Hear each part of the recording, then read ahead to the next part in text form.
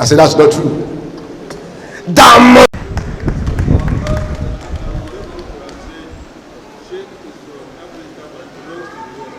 So Sheikh is from Africa but belongs to Europe, to the world. Yes, sir. So please, Sheikh, come up and deliver your lecture. You have 30 minutes. Just 30 minutes, please. Excuse me. I have said it this morning. Please, you are not allowed to say takbir until you are asked to do so. Please. This is a comparative religions program. Please, I have mentioned it this morning and I mentioned it clearly. Please, we stand on this rule. We are not supposed to do any takbir until we are asked to do so. Please.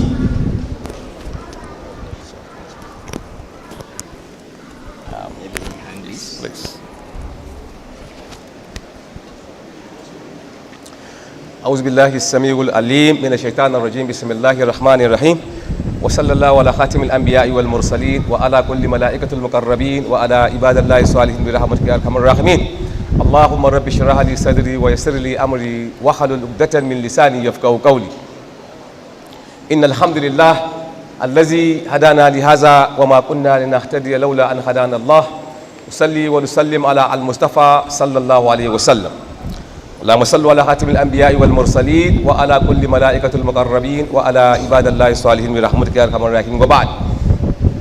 Mr. Chairman, respected speaker, my brother Pastor Jatau, for a very beautiful statement that you made in this comparative dialogue that we have. It's very, very important that we should be having this kind of sitting. Doing so will clarify some of the misconceptions that Muslims have with Christianity, and some Christians will also have the chance to understand what Islam is all about. And that is what the Bible said, come, let us reason together. The Quran also said, قُلْ يَا أَهْلَ الْكِتَابِ تَعَالَوْا إِلَىٰ كَلِمَةٍ سَوَاءٍ بَيْنَنَا وَبَيْنَكُمْ. Say to the people of the book, come, let us have a dialogue between ourselves so we could understand ourselves. It's always good if we could do things like this, intellectual approach to situation. We don't have to fight, we don't have to throw stone. We just use the God-given bodily sense and mental powers to digress information.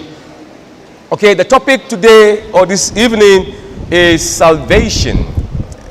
Salvation, how does one get salvation? The word salvation really it simply means to salvage someone from entering into any calamity, to get somebody away from destruction. That is salvation. It also has so many connotations. It has so many connotation as to what salvation actually means. So the concept of salvation in Christendom, I'll come to Islam, is for someone to die for the sin of mankind. That mankind have sinned.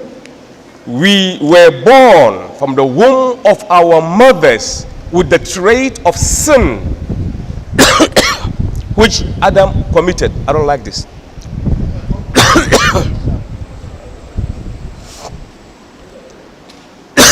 Sorry, man. So somebody have to be perfect to die for mankind. I'm sorry, man. And according to the Christians, we need someone that has never committed a crime, someone that has never sinned, so that his blood will be used to clean the sin of mankind.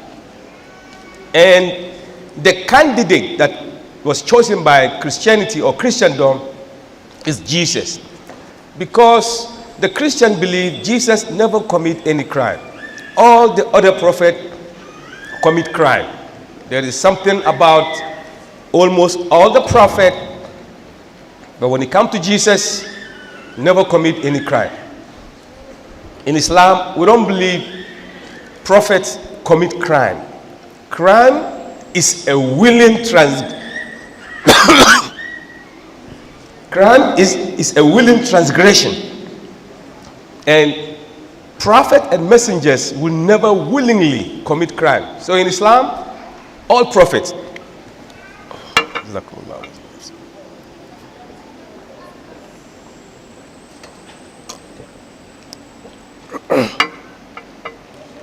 So in Islam, prophets and messengers, they don't commit no crime. But when we think of salvation, according to Christendom, it says Adam ate the apple. Apple, just common apple. Adam ate the apple when God told him not to eat the apple. So that's a sin. And this simple eating of the apple that Adam did, God could not say, you know what, I am most gracious, most merciful. God could forgive him easily. But God said, no, I can't forgive him. I just can't. He ate the apple. Man, that's a big crime. I'm not going to forgive him. What I'm going to do is that I'm going to wait few thousands of years. I'm going to enter in the womb of a woman. And then she's going to born me out. And then my own creation will arrest me and beat me up, skin me, spit on me, and eventually hang me on a tree with a little napkin. Then, and only then, would I forgive mankind. That is the concept. So the question I'm asking is this. We say Adam have two children, Cain and Abel. Cain committed a crime by killing his brother. But eventually, Abel, who is the good one, he entered heaven. Because God accepted his deeds, his actions that he did. God accepted what he did. By virtue of that, he went to heaven. And Cain couldn't. So the question is, who died for Abel at that time for him to go to heaven?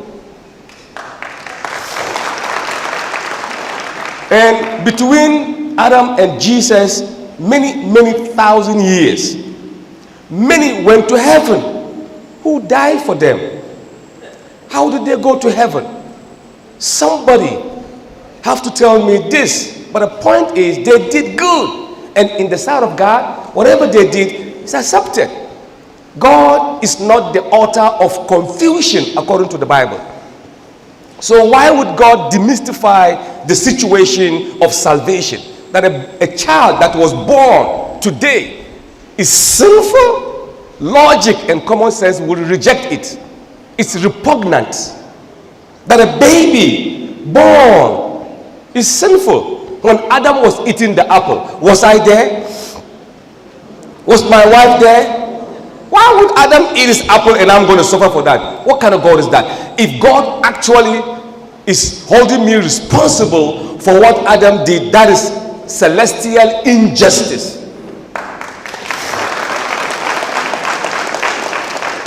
You did something wrong to me. Mr. Esau here, let's say he did something wrong to me. I could forgive him. I could forgive him. It's like saying you drink wine and Jesus get booze for you. Or you get AIDS or headache and Jesus take the tablet for you. Or you commit a crime and Jesus go to jail for you. This is not how God operates. All these are the cases that happen with the pagans. So we have in the book of Jeremiah chapter 18 verse 20 where God said, listen to the salvation issue. God said to Jeremiah, all souls are mine. All the souls are mine. Listen, the soul that sin, it shall die. The Father will not bear the iniquity of the Son, nor the Son bear the iniquity of the Father. The wickedness of the wickedness shall be upon him, and the righteousness of the righteousness shall be upon him. But if the wicked turns around and do that which is good, God will blot his sin. He will never remember it, and he will admit it into heaven. This is Islam. I'm quoting the scripture, your book. I took some few points when my brother, Jatau was speaking. I will deal with that when I come back for my rebuttal. But now I'm presenting my case. We read in the book of Chronicles chapter 12, it says, listen to the whole matter. After everything, listen, this is the Bible. Listen to the whole matter. Follow God, the commandment and the statute.